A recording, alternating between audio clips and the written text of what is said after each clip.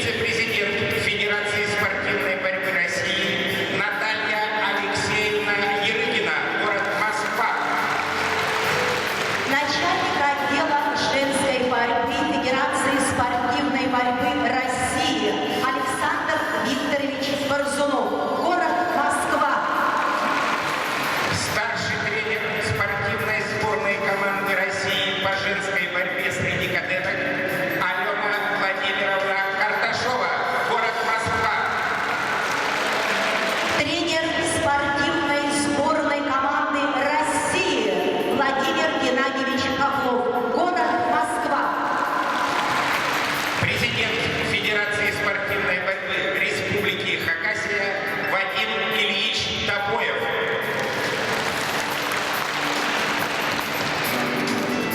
Дамы и господа, приветствуем делегации спортсменов, прибывших на первенство из разных уголков нашей необъятной России. Центральный федеральный округ, Южный федеральный округ, Северо-западный федеральный округ, Дальневосточный федеральный округ, Сибирский федеральный округ, Уральский федеральный округ, Приволжский федеральный округ, Северокавказский федеральный округ, Крымский федеральный округ.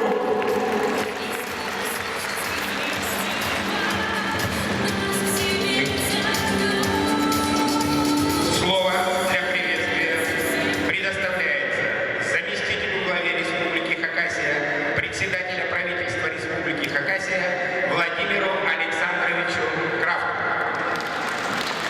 Дорогие друзья, по поручению руководителя нашей республики Виктора Михайловича Зимина я с огромным удовольствием приветствую на гостеприимной, древней и удивительной земле Хакасии спортсменов, их наставников и, конечно, вас, болельщиков, настоящих ценителей этого вида спорта.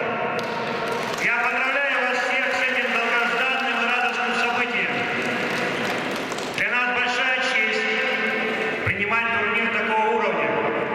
Среди победителей и призеров этих соревнований в самое ближайшее время вы увидите тех, кто будет защищать спортивную честь нашей страны на соревнованиях самого высочайшего уровня. Я уверен, что эти поединки будут зрелищными и захватывающими. Лучшие из лучших спортсменки федеральных округов Российской Федерации сегодня продемонстрируют вам спортивное мастерство и талант. Ну а мы, болельщики, должны получить истинное удовольствие от этих схваток. Да здравствует Ее Величество борьба!